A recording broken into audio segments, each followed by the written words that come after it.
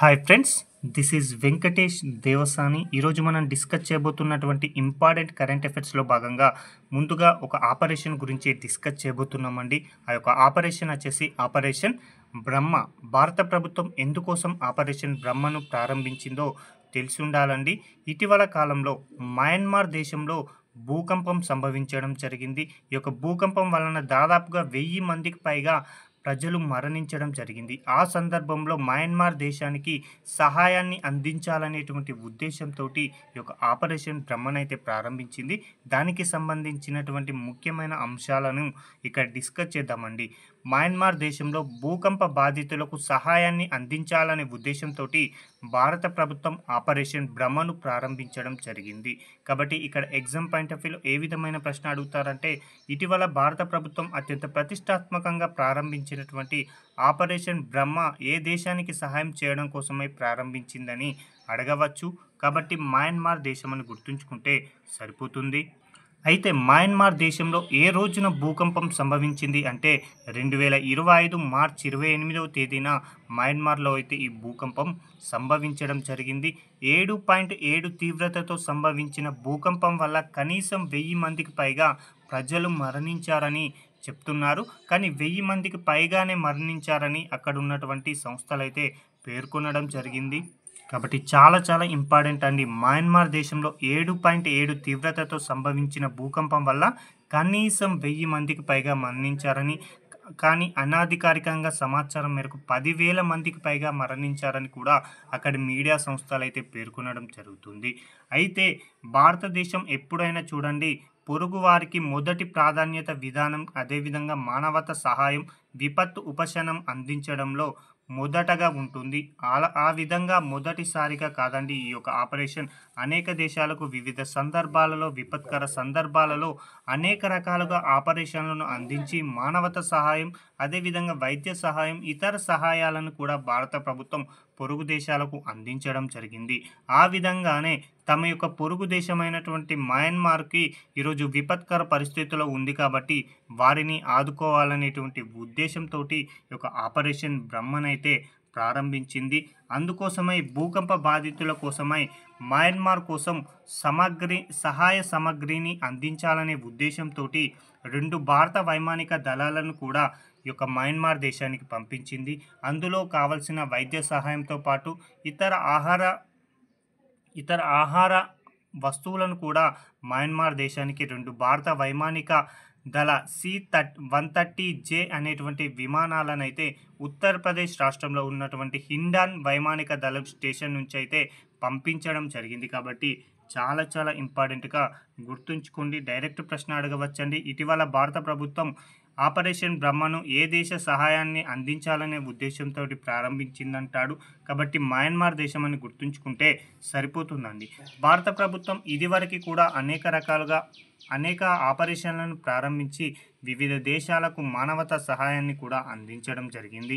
అందులో భాగంగా భారత ప్రభుత్వం అత్యంత ప్రతిష్టాత్మకంగా 2000 నుంచి 2024 మధ్యలో ప్రారంభించిన కొన్ని ముఖ్యమైన ఆపరేషన్లను డిస్కస్ చేద్దాం. అందులో ఒక ఆపరేషన్ 2024 సంవత్సరంలో యాగి తుఫాన్ అనేది సంభవించింది. ఈ యొక్క యాగి తుఫాన్ వల్ల ఏవైతే ప్రభావిత దేశాలు ఉంటాయో వాటిని ఆదుకోవాలనే ఉద్దేశంతో, ఆ యొక్క దేశాలకు సహాయం అందించాలనేటువంటి ఉద్దేశంతో ఈ యొక్క భారత ప్రభుత్వం ఆపరేషన్ సద్భావనను ప్రారంభించింది. అదేవిధంగా గతంలో 2024 సంవత్సరంలో హైతీలో తలెత్తినటువంటి అంతర్గత ఘర్షణల వలన అనేక మంది ఇబ్బందులు పడడం, అక్కడ ఉన్నటువంటి ప్రజలకి సహాయం అందించాలనే ఉద్దేశంతో ఇంద్రావతి అనేటువంటి ఆపరేషన్ ప్రారంభించింది. అదేవిధంగా ఇజ్రాయెల్లో హమాస్ దాడుల వలన సంభవించినటువంటి యుద్ధం వలన భారత ప్రభుత్వం అక్కడి ప్రజలను ఆదుకోవాలనే ఉద్దేశంతో ఆపరేషన్ అజయ్ని ప్రారంభించింది. అదేవిధంగా గతంలో మయన్మార్లో సంభవించిన మోచా తుఫాన్ నుంచి బాధితులకు సహాయం అందించాలని ఆపరేషన్ కరుణాను ప్రారంభించింది. అదేవిధంగా 2023 సంవత్సరంలో సూడాన్ దేశానికి సంబంధించి సహాయం అందించడానికి ఆపరేషన్ కావేర్ని కూడా ప్రారంభించింది. ముఖ్యంగా అక్కడ సూడాన్ దేశంలో ప్రభుత్వం మరియు పారామిలిటరీ మధ్య జరిగినటువంటి ఘర్షణను సందర్భంగా భారత ప్రభుత్వం అయితే ఆపరేషన్ కావేరిని ప్రారంభించింది. ఈ యొక్క ఆపరేషన్‌లనైతే గుర్తుంచుకుంటే సరిపోతుందండి. ఇక మరొక అంశం అండి, ఒక సదస్సు గురించి డిస్కస్ చేయబోతున్నాం. ఆ యొక్క సదస్సు వచ్చేసి జాతీయ పర్యావరణ సదస్సు 2025 అండి. జాతీయ పర్యావరణ సదస్సు ఇటీవల ఎప్పుడు నిర్వహించారు అంటే 2025 మార్చి 29న నిర్వహించడం జరిగింది. దీనిని ఎక్కడ నిర్వహించారు అంటే న్యూఢిల్లీలో ఉన్నటువంటి విజ్ఞాన్ భవన్లో ఈ యొక్క సదస్సునైతే నిర్వహించగా, ఈ యొక్క సదస్సును భారత రాష్ట్రపతి అయినటువంటి ద్రౌపది ముర్ము గారు 2025 మార్చి 29న ప్రారంభించడం జరిగింది. అయితే ఈ యొక్క సదస్సు ఎప్పుడు జరుగుతుంది అంటే 2025 మార్చి 30వ తేదీన, అంటే ఈ యొక్క సదస్సు 2 రోజుల పాటు నిర్వహించారు. ఒకటి మార్చి 29, మరొకటి మార్చి 30 అండి. ఎవరు ప్రారంభించారు అంటే భారత రాష్ట్రపతి అని గుర్తుంచుకోండి. ఇక ముగింపు వేడుకలకు ముఖ్య అతిథిగా జగదీప్ ధన్కర్ అండి ఉపరాష్ట్రపతి గారు హాజరై ముగింపు కార్యక్రమానికి ముగింపు అయితే చేయడం జరిగింది. అయితే ఈ యొక్క పర్యావరణ సదస్సును ఎవరు నిర్వహించారు అంటే మాత్రం ఎన్జిటి అండి, నేషనల్ గ్రీన్ ట్రిబ్యునల్ వారు ఈ యొక్క సదస్సును అయితే నిర్వహించడం జరిగింది. చాలా చాలా ఇంపార్టెంట్ అండి. జాతీయ పర్యావరణ సదస్సును ఎవరు నిర్వహించారని అడగవచ్చు, కాబట్టి నేషనల్ గ్రీన్ ట్రిబ్యునల్ అని గుర్తుంచుకుంటే సరిపోతుందండి. అయితే నేషనల్ గ్రీన్ ట్రిబ్యునల్ యొక్క ప్రస్తుత చైర్పర్సన్గా ఎవరున్నారు అంటే జస్టిస్ ప్రకాష్ శ్రీవస్తవ గారు ప్రస్తుతం ఎన్జిటి యొక్క చైర్పర్సన్గా ఉండడం జరిగింది. అదేవిధంగా ఈ యొక్క ఎన్జిటిని ఏ సంవత్సరంలో ఏర్పాటు చేశారు అంటే 2010 సంవత్సరంలో ఏర్పాటు చేయడం జరిగింది. ఇక్కడ మనకి ఎగ్జామ్ పాయింట్ ఆఫ్ వ్యూలో ప్రశ్నలు ఏ విధంగా అడుగుతారంటే జాతీయ పర్యావరణ సదస్సు 2025కు ఆతిథ్యం ఇచ్చినటువంటి నగరం ఏది అని అడగవచ్చు. కాబట్టి విజ్ఞాన్ భవన్ న్యూఢిల్లీ అని గుర్తుంచుకుంటే సరిపోతుంది. లేదా జాతీయ పర్యావరణ సదస్సు 2025ను ఎవరు ప్రారంభించారని అడగవచ్చు, కాబట్టి భారత రాష్ట్రపతి అని గుర్తుంచుకుంటే సరిపోతుంది. లేదా దీనిని ఎవరు నిర్వహించారని కూడా అడగడానికి అవకాశం ఉంది, కాబట్టి ఎన్జిటి అని గుర్తుంచుకుంటే సరిపోతుందండి. అయితే 2 రోజుల పాటు జాతీయ పర్యావరణ సదస్సు జరిగిందంటున్నాం. ఇందులో 4 సాంకేతిక సెషన్లను నిర్వహించారండి. 4 సాంకేతిక సెషన్లను అయితే నిర్వహించారు. మొదటి వాయు నాణ్యత పర్యవేక్షణ మరియు నిర్వహణ పైన, రెండవది నీటి నాణ్యత నిర్వహణ, అదేవిధంగా నది పునర్జీవనం పైన నిర్వహించారు. మూడవది అటవీ మరియు జీవ వైవిధ్య పరిరక్షణ పైన, నాలుగవది వచ్చేసి ప్రతిబింబాలు మరియు కీలకమైన అంశాలపైన. ఈ 4 సెషన్లలో ఈ యొక్క 4 అంశాలపైననైతే ఈ యొక్క సదస్సు అయితే నిర్వహించారు. కాబట్టి చాలా చాలా ముఖ్యమైనటువంటి సదస్సు అని గుర్తుంచుకోండి. మరొక అంశం అండి, ఒక నావికా విన్యాసం గురించి డిస్కస్ చేయబోతున్నాం. ఆ యొక్క నావికా విన్యాసం పేరే వచ్చేసి ఇంద్రా నావికా విన్యాసం 2025 అండి.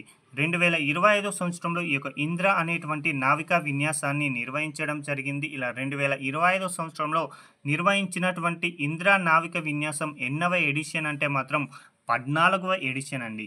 అయితే ఈ యొక్క 14వ ఇంద్ర నావికా విన్యాసంలో పాల్గొన్నటువంటి దేశాలు ఏవి అంటే భారత్ మరియు రష్యా దేశాలు సంయుక్తంగా ఈ యొక్క నావికా విన్యాసంలో పాల్గొనడం జరిగింది.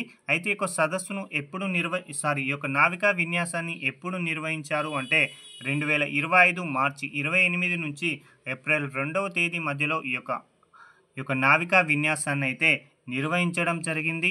ఎక్కడ నిర్వహించారు అంటే మాత్రం బంగాళాఖాతంలో ఉన్నటువంటి చెన్నై తీరంలో ఈ యొక్క నావికా విన్యాసాలను అయితే నిర్వహించడం జరిగింది.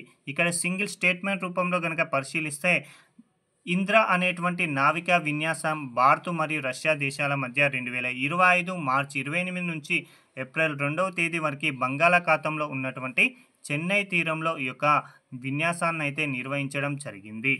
అయితే ఈ యొక్క ఇంద్ర అనేటువంటి నావికా విన్యాసం ఒక ద్వైవార్షిక సముద్ర విన్యాసం అండి. అయితే ప్రస్తుతం 2025లో నిర్వహించిన 14వ ఎడిషన్ ఇంద్ర నావికా విన్యాసాన్ని 2 దశల్లో నిర్వహించారండి. ఒకటి వచ్చేసి హార్బర్ దశ, మరొకటి వచ్చేసి సముద్ర దశ అండి. హార్బర్ దశ అంటే భూమిపై జరుగుతుంది. అందులో భాగంగా ఈ యొక్క మొదటి దశను 2025 మార్చి 28 నుంచి 30 వరకు చెన్నైలో ఉన్నటువంటి ఆన్షోర్లో నిర్వహించగా, ఇక రెండవ దశ అయినటువంటి సముద్ర దశను మార్చి 31 నుంచి ఏప్రిల్ 2 మధ్య నిర్వహించబోతున్నారు. కాబట్టి చాలా చాలా ఇంపార్టెంట్గా గుర్తుంచుకుంటే సరిపోతుందండి. అయితే ప్రస్తుతం నిర్వహించింది 14వ ఎడిషన్ అంటున్నాం కదా, 13వ ఎడిషన్ ఎక్కడ నిర్వహించారంటే ఫిన్లాండ్లో ఉన్నటువంటి గల్ఫ్లో 2024 జూలైలో ఈ యొక్క విన్యాసాన్ని అయితే నిర్వహించడం జరిగింది. అయితే 14వ ఎడిషన్ ప్రారంభోత్సవం ఐఎన్ఎస్ నౌక అయినటువంటి రానాలో నిర్వహించడం జరిగింది కాబట్టి చాలా ఇంపార్టెంట్గా గుర్తుంచుకోండి. అయితే ఈ యొక్క విన్యాసంలో భారత్ నుంచి పాల్గొన్నటువంటి నావికాదళ నౌకలు ఏవి అంటే మాత్రం ఐఎన్ఎస్ రానా మరియు ఐఎన్ఎస్ కుతార్ అనేటువంటి 2 నౌకలైతే ఈ యొక్క విన్యాసంలో భారత్ తరపున పాల్గొనడం జరిగింది కాబట్టి డైరెక్ట్ ప్రశ్న అడగడానికి అవకాశం ఉంది. ఏ విధమైన ప్రశ్నలు ఇక్కడ అడగడానికి అవకాశం ఉంది అంటే ఇంద్ర అనేటువంటి నావిక విన్యాసం ఏ 2 దేశాల మధ్య నిర్వహిస్తారని అడగవచ్చు, లేదా ఇంద్ర అనేటువంటి నావిక విన్యాసాన్ని ఎప్పుడు నిర్వహించారని అడగవచ్చు, లేదా ఎన్నవ ఎడిషన్ అని అడగవచ్చు, లేదా దానికి ఆతిథ్యం ఇచ్చినటువంటి ప్రాంతం ఏది అని కూడా అడగడానికి అవకాశం ఉంది కాబట్టి చాలా ఇంపార్టెంట్ అండి. మరొక అంశం అండి, సన్న బియ్యం పథకం.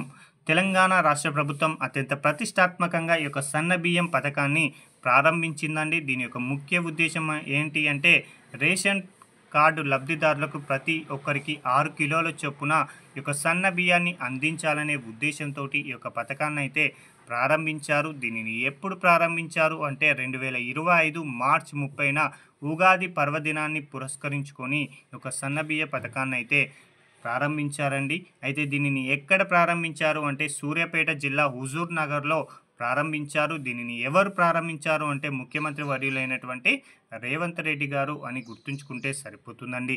ఈ యొక్క అంశాలన్నీ కూడా సింగిల్ స్టేట్మెంట్ రూపంలో కనుక పరిశీలిస్తే తెలంగాణ రాష్ట్ర ప్రభుత్వం అత్యంత ప్రతిష్టాత్మకమైనటువంటి సన్నబియ్య పథకాన్ని 2025 మార్చి 30 తేదీన ఉగాది పర్వదినాన్ని పురస్కరించుకొని సూర్యాపేట జిల్లా హుజూర్ నగర్లో సీఎం రేవంత్ రెడ్డి గారు ప్రారంభించారు అని గుర్తుంచుకుంటే సరిపోతుందండి. ప్రస్తుతం పౌర సరఫరాల శాఖ మంత్రిగా ఉత్తమ్ కుమార్ రెడ్డి గారు ఉండడం జరిగింది. ఈ యొక్క హుజూర్ నగర్ అనేది ఉత్తమ్ కుమార్ రెడ్డి యొక్క సొంత నియోజకవర్గం అని గుర్తుంచుకుంటే సరిపోతుందండి.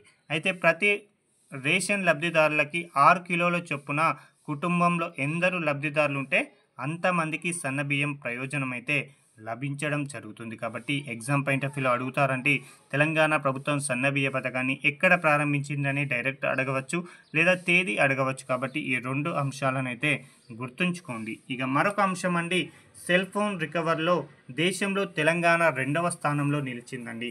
పోగొట్టుకున్నటువంటి ఏవైతే ఫోన్లు ఉంటాయో తిరిగి లబ్ధిదారులకు అందించడంలో తెలంగాణ ప్రభుత్వం దేశంలో 2వ స్థానంలో నిలవడం అనేది జరిగింది. దాని గురించి ఇక్కడ డిస్కస్ చేద్దామండి. పోగొట్టుకున్నటువంటి సెల్ ఫోన్లు ఏవైతే ఉంటాయో అవి తిరిగి బాధితులకు ఇప్పించడంలో దేశంలో తెలంగాణ 2వ స్థానంలో నిలిచింది. ఇప్పటి వరకు 70,058 ఫోన్లను రికవరీ చేసి ఈ ఘనతనైతే తెలంగాణ రాష్ట్రం అయితే సాధించిందండి. చాలా ఇంపార్టెంట్ అండి. ఇప్పటి వరకు బాధితులు ఎవరైతే ఉంటారో వాళ్ళు 70,058 ఫోన్లు పోగొట్టుకుంటే ఆ యొక్క ఫోన్లను రికవరీ చేసి దేశంలోనే 2వ స్థానంలో తెలంగాణ నిలవడం జరిగింది. ఇక ఫోన్ల రికవరీలో మొదటి స్థానంలో కర్ణాటక రాష్ట్రం అనేది నిలిచిందండి. ఇది కూడా చాలా important. Exam point of view ఇక్కడ ప్రశ్నలు ఏ విధంగా అడుగుతారంటే సెల్ ఫోన్ రికవరీలో దేశంలో మొదటి స్థానంలో నిలిచిన రాష్ట్రం ఏది అంటాడు, కర్ణాటక అని గుర్తుంచుకోండి, లేదా తెలంగాణ ఎన్నవ స్థానంలో నిలిచిందని అడగడానికి అవకాశం ఉంది. కాబట్టి 2వ స్థానం అని గుర్తుంచుకుంటే సరిపోతుందండి. ఇదండి ఈ రోజుకు సంబంధించినటువంటి ముఖ్యమైనటువంటి కరెంట్ అఫైర్స్ని మీ ముందుకైతే తీసుకురావడం జరిగింది. Thank you.